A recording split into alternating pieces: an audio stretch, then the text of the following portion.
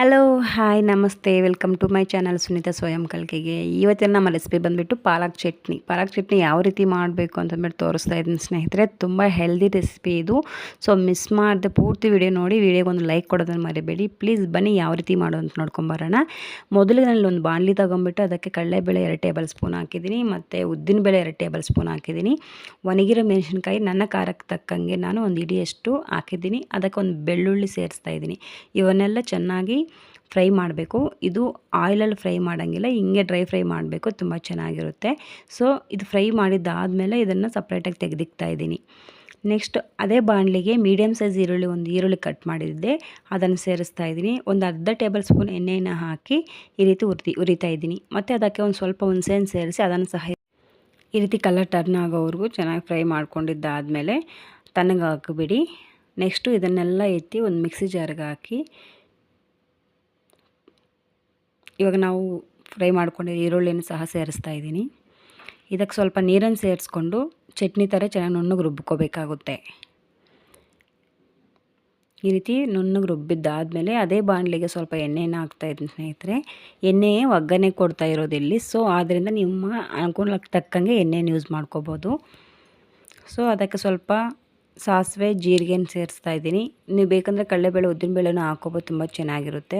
ಇಂಗುವ ಇದ್ದರೆ ಇಂಗುವನೂ ಹಾಕಿ ತುಂಬ ಚೆನ್ನಾಗಿರುತ್ತೆ. ನೆಕ್ಸ್ಟು ಬೆಳ್ಳುಳ್ಳಿ ಈ ರೀತಿ ಹೆಚ್ಚಿಟ್ಟಿದ್ದೆ ಅದನ್ನು ಹಾಕ್ತಾಯಿದ್ದೀನಿ. ಡ್ರೈ ಚಿಲ್ಲಿ ಸ್ವಲ್ಪ, ಮತ್ತು ಒಂದು ಸೈಜ್ ಮೀಡಿಯಮ್ ಒಂದು ಈರುಳ್ಳಿ, ಇವನ್ನೆಲ್ಲ ಚೆನ್ನಾಗಿ ಫ್ರೈ ಮಾಡಬೇಕು. ಆಲ್ರೆಡಿ ನಾನು ಒಂದು ಕಟ್ ಪಾಲಕನ್ನು ವಾಶ್ ಮಾಡಿ ಸಣ್ಣಗೆ ಹಚ್ಚಿಟ್ಟಿದ್ದೆ, ಅದನ್ನು ಇವಾಗ ಸೇರಿಸ್ತಾ ಇದ್ದೀನಿ.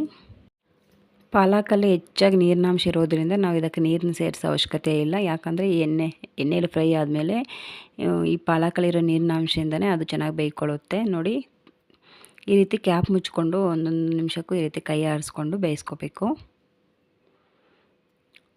ಸ್ವಲ್ಪ ಉಪ್ಪನ್ನು ಹಾಕೋದ್ರಿಂದ ಪಾಲಕ್ ಅನ್ನೋದು ಬೇಗ ಬೇಯುತ್ತೆ ಸ್ನೇಹಿತರೆ. ಸೊ ನೀವು ಯಾರೆಲ್ಲ ನನ್ನ ಚಾನಲ್ ಸಬ್ಸ್ಕ್ರೈಬ್ ಮಾಡಿರುವ ಪ್ಲೀಸ್ ಸಬ್ಸ್ಕ್ರೈಬ್ ಮಾಡ್ಕೊಂಡು ನೋಡಿ. ವಿಡಿಯೋ ಪೂರ್ತಿ ನೋಡಿ, ಇಷ್ಟ ಆದರೆ ಒಂದು ಲೈಕ್ ಕೊಡೋದನ್ನು ಮರಿಬೇಡಿ. ನೆಕ್ಸ್ಟು ಅದಕ್ಕೆ ಸ್ವಲ್ಪ ಅರಿಶಿನ ಮತ್ತು ಉಪ್ಪನ್ನು ಸೇರಿಸಿ ಈ ರೀತಿ ಫ್ರೈ ಮಾಡ್ತಾಯಿದ್ದೀನಿ. ನಾವು ಆಲ್ರೆಡಿ ರುಬ್ಬಿಟ್ಟಿರೋ ಚಟ್ನಿಗೆ ಮೆಣಸಿನ್ಕಾಯಿ ಹಾಕಿರೋದ್ರಿಂದ ಇಲ್ಲಿ ಯಾವುದೇ ರೀತಿ ಚಿಲ್ಲಿ ಪೌಡರ್ ಆಗಲಿ ಮತ್ತು ಎಕ್ಸ್ಟ್ರಾ ಮಸಾಲೆಗಳು ಏನು ಯೂಸ್ ಮಾಡ್ತಾ ಇಲ್ಲ. ಜಸ್ಟು ಅಲ್ಲಿ ನಾವು ಮಿಕ್ಸಿಗೆ ಏನೆಲ್ಲ ಬೇಳೆಕಾಳುಗಳನ್ನು ಹಾಕಿ ರುಬ್ಬಿದ್ದೀವಿ ಅಷ್ಟೇ ಇದನ್ನು ಸೇರಿಸ್ತಾ ಇದ್ದೀವಿ. ಈಗ ಫೈನಲಿ ಕೊತ್ತಂಬರಿ ಸೊಪ್ಪನ್ನು ಸ್ವಲ್ಪ ಹಾಕಿ ಒಂದು 2 ನಿಮಿಷ ಈ ರೀತಿ ಬೇಯಕ್ಕಿಟ್ಟಿದ್ದೆ. ಸೊ ನೋಡಿ, ತುಂಬ ಕಂಪ್ಲೀಟಾಗಿ ನಮ್ಗೆ ಚೆನ್ನಾಗಿ ಬೆಂದಿದೆ. ಇವಾಗ ನಾವು ರುಬ್ಬಿಟ್ಕೊಂಡಿರೋ ಅಂಥ ಮಸಾಲೆನ ಈ ರೀತಿ ಹಾಕಿ ಚೆನ್ನಾಗಿ ಫ್ರೈ ಮಾಡಬೇಕಾಗುತ್ತೆ.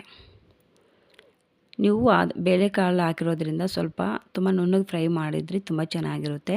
ಕಾಲು ಹಂಗೆ ಇದ್ದರೆ ನಿಮಗೆ ತಳ ಹಿಡಿಯುತ್ತೆ. ಆದ್ದರಿಂದ ಚಟ್ನಿ ರುಬ್ಬಬೇಕಂದ್ರೆ ಸ್ವಲ್ಪ ನುಣ್ಣಗೆ ರುಬ್ಕೋಬೇಕಾಗುತ್ತೆ.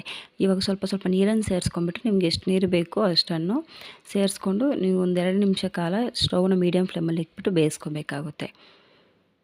ಚಟ್ನಿ ಆಗಿರೋದ್ರಿಂದ ತುಂಬ ನೀರನ್ನು ಹಾಕಿದ್ರೆ ಚೆನ್ನಾಗಿರಲ್ಲ. ಸೊ ಆದ್ದರಿಂದನೇ ನೀವು ಸ್ವಲ್ಪ ನೀರನ್ನು ಜಾಸ್ತಿ ಹಾಕ್ಕೋಬೇಡಿ. ನಿಮಗೆ ಎಷ್ಟು ಬೇಕೋ, ಎಷ್ಟು ರಿಕ್ವೈರ್ಮೆಂಟ್ ಇರುತ್ತೋ ಅಷ್ಟೊಂದು ನೀರನ್ನು ಹಾಕ್ಕೊಂಡು ಬೇಯಿಸ್ಕೊಳ್ಳಿ.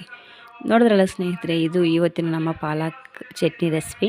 ತುಂಬ ಈಸಿಯಾಗಿ ಹೆಲ್ದಿ ಅಂತಲೇ ಹೇಳ್ಬೋದು. ನಿಮ್ಮ ಮನೆಯಲ್ಲಿ ಯಾರಾದರೂ ಬೇಳೆಕಾಳುಗಳು ತಿಂತಾಯಿಲ್ಲ ಅಂತಂದರೆ ಅಂಥವ್ರಿಗೆ ಈ ಪಾಲಕಿಂದ ಈ ರೀತಿ ಮಾಡಿಕೊಡಿ. ತುಪ್ಪದ ಜೊತೆ ಅಂತೂ ತುಂಬ ಸಖತ್ತಾಗಿರುತ್ತೆ. ಅನ್ನ ಆಗಲಿ, ಮುದ್ದೆ ಆಗಲಿ, ಚಪಾತಿ ಆಗಲಿ, ಪ್ರತಿಯೊಂದಕ್ಕೂ ಒಂದು ಒಳ್ಳೆ ಕಾಂಬಿನೇಷನ್ ಅಂತ ಹೇಳ್ಬೋದು. ನೀವು ಟ್ರೈ ಮಾಡಿ, ಹೇಗೆ ಬಂದಿದೆ ಅಂತ ನಾನು ಕಾಮೆಂಟ್ ಮಾಡಿ.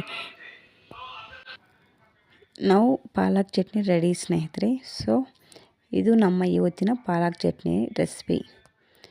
ಸರ್ವಿಂಗ್ ಬೌಲ್ ತೊಗೊತಾ ಇದ್ದೀನಿ ಸ್ನೇಹಿತರೆ. ನೋಡ್ತಾ ಇದ್ರೇ ಹಂಗೆ ತಿನ್ಬೇಕು ಅನ್ನಿಸ್ತಾ ಇದೆ. ಅಷ್ಟೊಂದು ಕಲರ್ಫುಲ್ಲಾಗಿ, ಅಷ್ಟೊಂದು ಟೇಸ್ಟಿಯಾಗಿ ಇದೆ. ಸೊ ನಾವು ಈ ಸೊಪ್ಪುಗಳನ್ನ ಈ ರೀತಿ ವೆರೈಟಿಯಾಗಿ ಯೂಸ್ ಮಾಡಿಬಿಟ್ಟು ಮನೇಲಿ ಮಾಡಿಟ್ರೆ ತುಂಬ ಇಷ್ಟಪಟ್ಟು ತಿಂತಾರೆ. ಸೊಪ್ಪುಗಳು ಅಂದರೆ ಆರೋಗ್ಯಕ್ಕೆ ತುಂಬ ಒಳ್ಳೆಯದಲ್ಲ. ಸೊ ತಿಂದೇ ಇರೋ ಮಕ್ಕಳಿಗೆಲ್ಲ ಈ ರೀತಿ ವೆರೈಟಿಯಾಗಿ ಮಾಡಿಟ್ರೆ ತುಂಬ ಇಷ್ಟಪಟ್ಟು ತಿಂತಾರೆ ಸ್ನೇಹಿತರೆ. ನಿಮಗೆ ವಿಡಿಯೋ ಇಷ್ಟ ಆಗಿದ್ರೆ ಲೈಕ್ ಮಾಡಿ, ಶೇರ್ ಮಾಡಿ, ಕಮೆಂಟ್ ಮಾಡಿ. Thank you for watching.